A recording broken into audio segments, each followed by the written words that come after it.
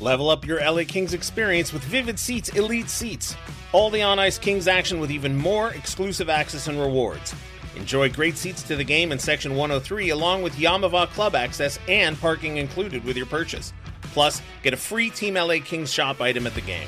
Score your Vivid Seats Elite Seats tickets today and earn perks on each purchase from the only leading ticket company with a rewards program. Experience it live with Vivid Seats, the official partner of the LA Kings. Do you know the LA Kings have their own culinary partner? It's Superfood, celebrating 10 years and over 1 million meals served. Since 2020, the Kings have trusted Superfood to fuel their players. Now through Simply Lunch, you can bring that same performance-driven food to your office. Because when people eat better, they work better. Visit mysuperfood.com. That's mysuperfd.com. Or call 213-973-6145. Qualified companies can enjoy a free lunch for up to 10 managers. Byfield off the bench, steps in with Byfield, cuts to the front, backhander, he scores! Quinton Byfield chips it through the goaltender. You're listening to All the Kings Men, the official podcast of the LA Kings. Series 3 underway, and now Byfield with a break from the red line. Byfield scores! Quinton Byfield in a flash! Now, here's your host, Jesse Cohen. All right, it's Monday morning. That means it's time to crown a King of the Week. Joining me from NHL.com, Dan Greenspan. How are you doing today, Dan? Doing good, Jesse. Thanks for having me again. Sorry that I scheduled this before that game on Saturday night, which puts sort of a dampener on the mood for a King of the Week because, frankly, I mean, last night was so bad, I think it kind of wipes out any gains that were made earlier, but we're going to do it nonetheless. So, Dan, we're going to start with you, your honorable mention. I will go with Artemi Panarin, a couple goals during the week, and just he's the best, most watchable thing about this team right now. And at a time when the Kings are not providing a lot of entertainment, he is delivering in all facets. So I figure that's worth recognition this week. I should clarify that this week does not include last Sunday. Oh. So it's only one goal for Artemi Panarin. Okay. Would you like to read? I always forget the timing of... Yeah, sorry. It's Monday through Sunday, is our week here. All right. So, all right. Well, that's fine. Artemi Panarin. And you know what? I will say this. He smashed his stick on a board last night and shattered it. And it was literally the only evidence I saw last night that anybody really cared about the outcome of that game. So if nothing else, I'm always happy to give Panarin more points. My runner-up is going to be Trevor Moore because in that week, a goal, 2 assists, 3 points, a +3, playing 18 minutes, 24 seconds a game. That line, Laferriere, Moore, and Byfield, everything I say this episode, by the way, is with the exception of last night's game against Utah. That line, Laferriere, Moore, and Byfield, has looked really good. And if the Kings are going to have any success and are going to be entertaining or competitive, they're going to need depth scoring, and that line has provided it, even though the other lines have sort of fallen off a little bit. And so Trevor Moore is my honorable mention. Good call, and it leads into where I assume we're both going for King of the Week. Could very well be. So you're runner-up then, Dan. I would go on the one. You kind of have to go by default to Kemper for the shutout, especially given how, you had hoped that had been the turning point because obviously he didn't play in the Olympics. He came back, all sorts of messed up travel, fatigue issues, which, having gone through something similar recently, I can certainly identify with. And no, they face plant against Utah on Saturday night. But I still, look, you can only beat who's in front of you. Vancouver's very bad, and that was an important win, especially with what would happen a couple days later. So I'll give it to Kemper on the basis of the shutout, plus the couple of overtime shootout points earlier in the week. That's fair enough. My runner-up is going to be Alex Laferriere. the second member of that line that I previously mentioned, also with 1 goal and 2 assists. The only thing that puts him slightly ahead of Trevor Moore for me is that he won some faceoffs, and his shooting percentage was a little bit higher, and he played more minutes. I mean, like, we're talking about margins here, but Alex Laferriere and Trevor Moore, I thought, in the 2 games where they got points this week, that line has played well, and Alex Laferriere, I think, is put in a tough spot where he's the youngest. I think he's younger than Byfield, right? Or is he not? Yeah.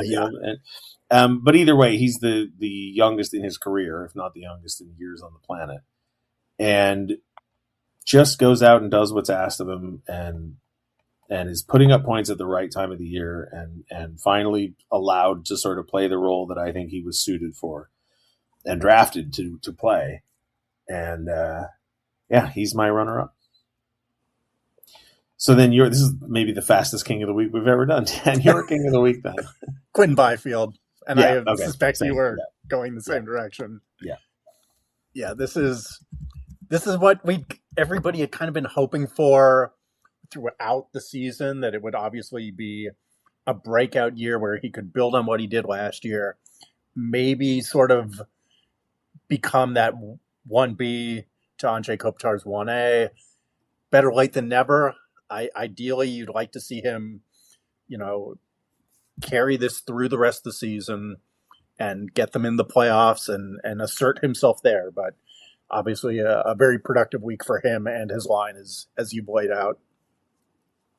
Yeah, so 4 goals, 2 assists, 6 points, a +3, 56.5% at the faceoff dot, 19 minutes, 27 seconds, 30% shooting percentage, 13 shots on goal. Like, he did everything. I mean, again, with the exception of Saturday night where nobody looked good, he led that line. He led the team in scoring this week. He has shown up, and to your point, has become the second option behind Kopitar. My only question, Dan, is, do we think that his second half resurgence this year, or not even second half, last quarter resurgence this year, is because there's a different voice behind the bench? He's being asked to do less, or at least his role has been clarified? Or do we think that this is going to be his move from now on, which is when the pressure, I mean, I don't know. I say sometimes I think he's playing well because the pressure is off, but the reality is the pressure couldn't be any higher right now, because if they win, they're in. If they lose, they're not.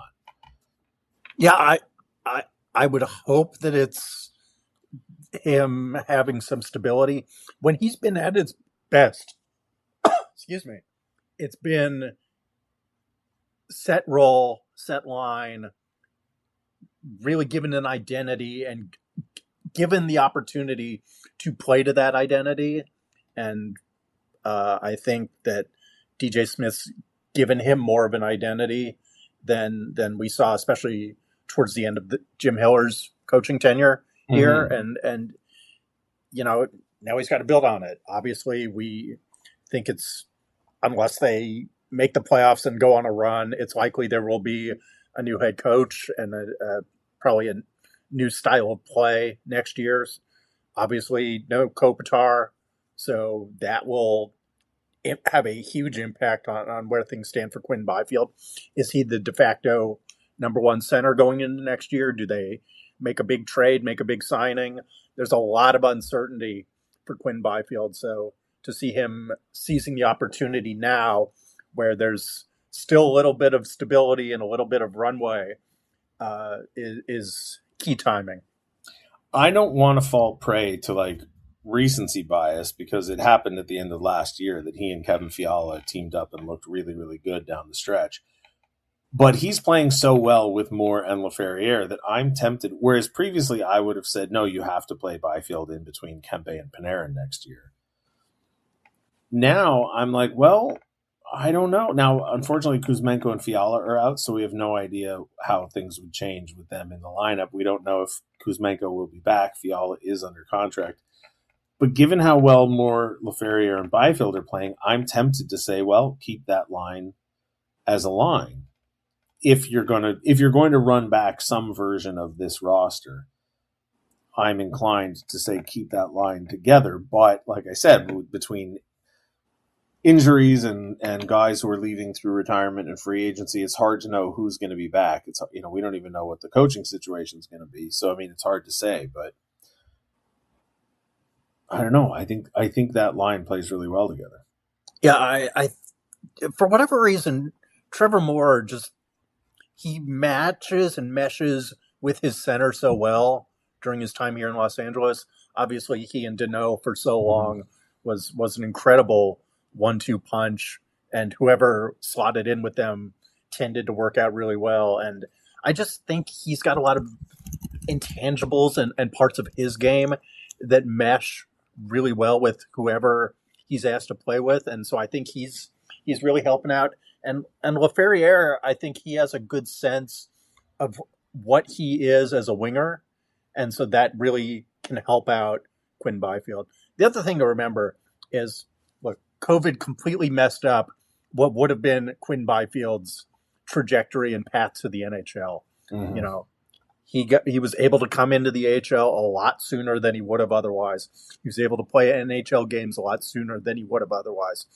So, he is very much still, I think, developing. And, we saw Tage Thompson the other week when Buffalo came to town.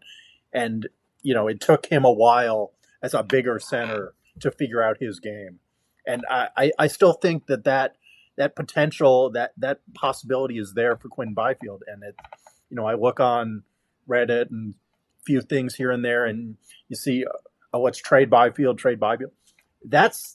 I think he's still worth waiting to see where he settles in. Is this his level? As like a 20 to 25 goal scorer, 55 point kind of player, or can he take that next jump? Yeah, the problem is that he's going to be 24 in August.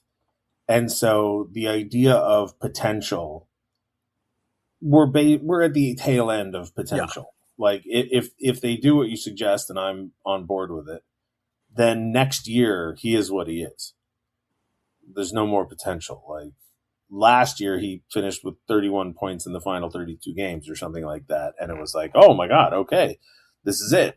Point per game guy paired with Fiala. It works. It's amazing, blah, blah, blah. And then this season, now, to be fair, everything went south this season, but this season, a large part of the team's failure to score rests on the shoulders of all of the centers.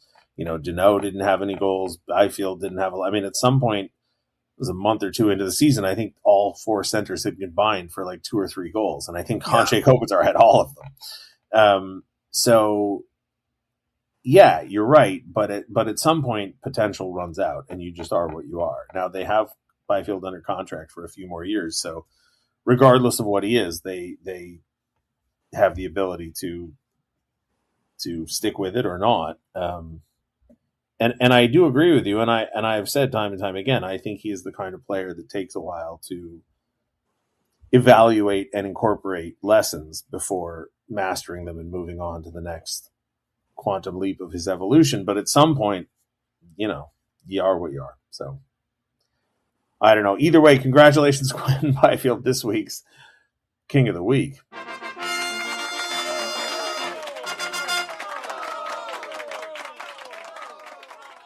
Now, Dan, right before we started recording this, Vegas fired their head coach and hired John Tortorella.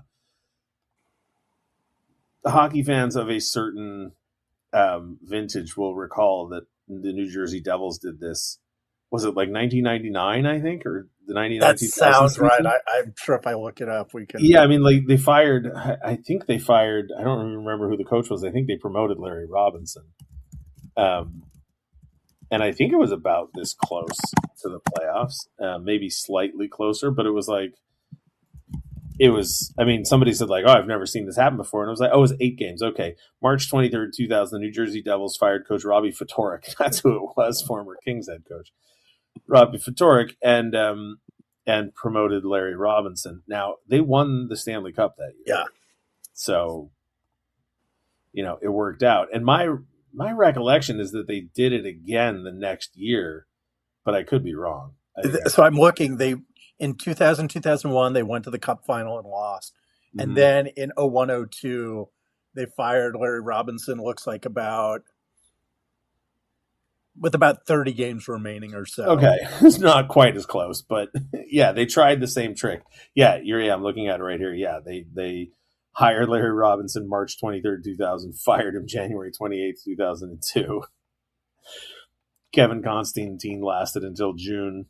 They hired Pat Burns, fired Pat Went Burns. To the Cup and won it. Yeah, and then, yeah. Larry Robinson. So I mean, it has been done before,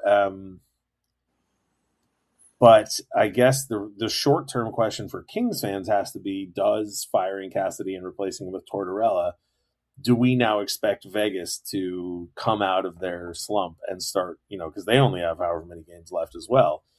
Do they now get that new coach bump to carry them ahead? Because as far as I'm concerned, the Kings are chasing Vegas, not Utah or Nashville.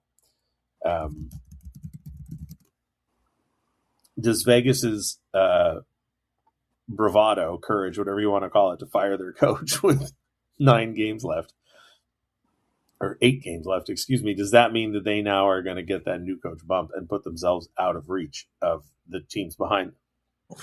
I would tend to think not, just because Vegas's fundamental issues have been goaltending all year. Yeah. I'm not sure how Tortorella fixes that. Obviously, you can improve the defensive structure in front of your goaltending and make things easier for them that way. But just the save percentages for these guys, has not been good, and they make a lot of mistakes. I was watching that Edmonton Vegas game the other night, where Vegas eked out a point, a crucial point, given how badly they've been playing of late, and just they don't make saves. I don't know how you fix that, regardless of who's behind the bench. Yeah, I don't know if it's optimism or pessimism. I do think they're going to get a bump just because Tortorella is such a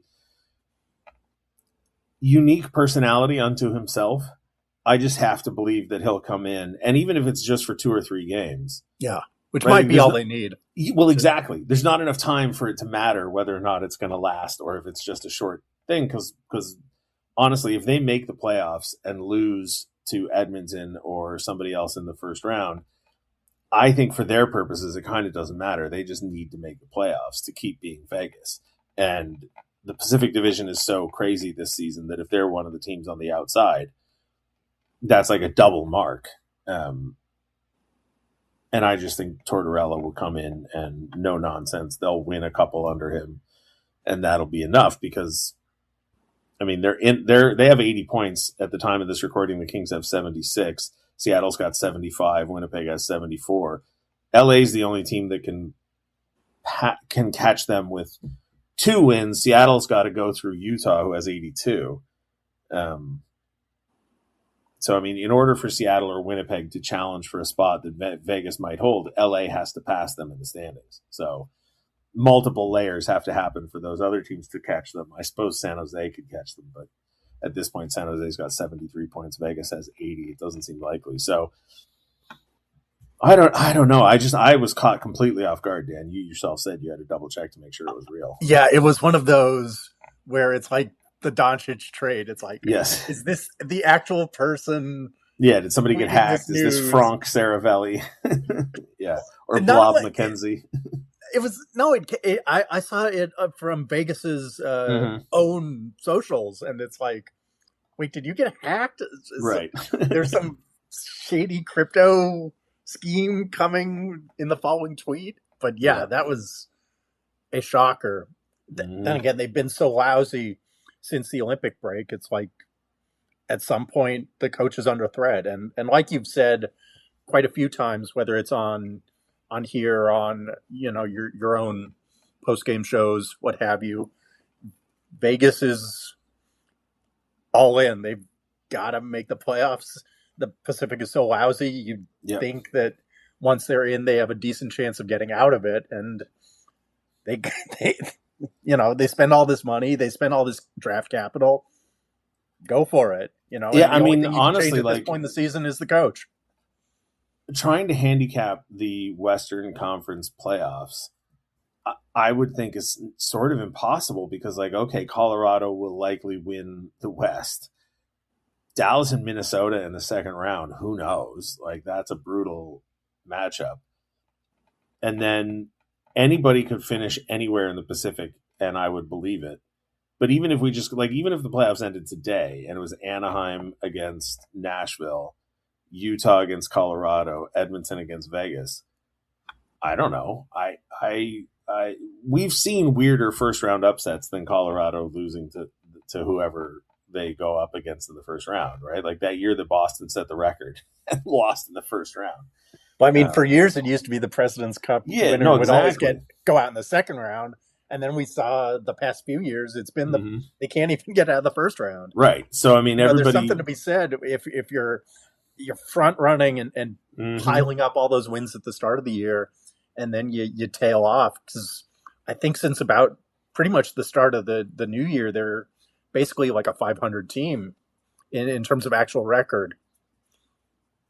Yeah, I mean they're 5-4-1 in their last 10, and then like I said, once you get through that, then you can't tell me anybody in the Pacific is sufficiently better or worse than anybody else. And yeah, I look at if Utah is the wild card and they get Anaheim, like I would tend to lean. I think I would lean Utah. I think I would too. and then Utah against Edmonton or Vegas. I mean, it could be, honestly, it could be a Utah Nashville Western Conference final. I wouldn't be too, well, I guess I would be stunned because I still think someone out of the Central will come out of the way Dallas is playing. Like, yeah, but really weirder good things have happened. Yes, and it's absolutely. just a bizarre season. And like I said, trying to handicap any of it is crazy. Dan, there's 2 days off before the Kings' next game. I have said repeatedly that I think they need 92 points to be comfortably within a conversation of the, like, I figure if they finish with fewer than 92 points, playoffs are kind of a pipe dream, and now you're really desperate for other teams to slip and fail. If I'm not mistaken, last night's loss to Utah means that the most points they can finish the season with is 94. If they win every game remaining on the schedule, I believe they finish with 94 points. That makes Wednesday's game the third or fourth must-win game in a row? But this one actually is, in my mind. Yeah. Is it crazy to say must win on Wednesday against the St. Louis Blues? I think you've got to get something out of it. Obviously, the Kings have been very good about picking up a lot of loser points this year, but you start doing the math and especially, like, I would say that the Nashville games are the must wins, and ideally must wins in regulation, given how things are shaping up. But yeah, I mean, especially St. Louis is playing so well. Yeah. I think whether they 8-2-1 their last 11, they've got all these young kids that they've thrown in that are jumping off the page and scoring a lot of goals. You know, it's a key test because it's a game you've got to get something out of if you're really a playoff team. Here's the most annoying thing about it. If St. Louis wins, they move to within 1 point of the Kings and 2 points behind Nashville. So annoying. A team that should have been out of it months ago or weeks ago, and now if they win, like, it becomes another 4-point night. A lot of 4-pointers this upcoming week, and yeah, I mean, there's an 8-point swing on the table with Nashville. Yeah. It's crazy. Yeah, I mean, let's get back to, like, one of the key questions. You know, I hit on Kemper a little bit ago. Like, at what point do you trust him more than Anton Forsberg in these key games? Obviously, it's a back-to-back Wednesday, Thursday, so you assume it'll be split. But like, all things being equal, is Kemper still your number one right now? I mean, I said this months ago. If we were in Boston or Detroit or Toronto or Montreal, that conversation would have started a month and a half ago, and it would have been a lot louder. Because no disrespect to Darcy Kemper, who was absolutely phenomenal last season, he has struggled since the hit from Rantanen. And Forsberg's numbers over the last, I don't know, I looked it up recently, and Forsberg had a couple of rocky starts, and Kemper had a couple of good ones. Obviously, Kemper getting the shutout against Vancouver helps. But, like, just looking, I'm going to mess around for fun. I'm going to go to December 1st. Between the Kings goalies, Kemper's 10-10-8. Forsberg is 7-9-3. So technically, Kemper has more points, but Kemper's a sub 900 save percentage. Forsberg's a .906. You know, and if you change it to January 1st, Forsberg's a 905. Kemper's an 875. Kemper's goals against average 3.15. Forsberg's 2.93. When was the coaching change? Was the first, right? Yes. Yeah. Darcy Kemper 4-2-4, 891 save percentage, 2.65 goals against. Anton Forsberg 1-3, so worse record, but higher save percentage, but higher goals against average. So yeah, it's weird, and I don't know how you judge that. And obviously, it's up to Mike Buckley and DJ Smith. But yes, there's been plenty of evidence to suggest that Anton Forsberg is playing better in the last 4 months, 3 months, however long you want to call it. Yeah, and the Rantanen thing, even though nobody ever officially used the word concussion, because right, the way we are in the NHL, especially in 2026, is, you know, people are very reticent to use that word, but obviously it was a concussion. And, yeah, you know, you go back to the Olympics and him, like, insomnia is no joke. Jet lag is no joke. And especially for him having not played games, you know, yes, he was practicing. Yes, he was there with Team Canada. You know, I'm sure he was a fantastic teammate. You know, he's a fantastic guy to be around. So I'm sure that they loved having him, loved having such a capable third option. But, you know, I just think those set of factors, he has not been sharp since the break. Yeah, no, it's been rough. And I mean, there are people, I won't throw them under the bus, but there are people out there I have spoken to who believe that the Kings season essentially comes down to goaltending. Maybe not every game, maybe not every night, but to start out the season, goaltending, you know, stumbled a bit, then got on its feet, then the Rantanen hit, and then over the last few games, you know, a lot of it is goaltending. The numbers suggest that the defense is playing the same way it has for the last 3 or 4 years. They're just not getting the same goaltending. So I don't know what you do about that, but Dan, they got to win, because that game against Utah was brutal. So time's running out. Yeah, they've painted themselves into a corner, and all the talk in the world won't get them any more points on the board. So they got to start winning, or it's over. Dan, thank you so much for joining me. I appreciate it. Thank you, Jesse. Always a pleasure. And, we'll talk to you soon, Kings fans.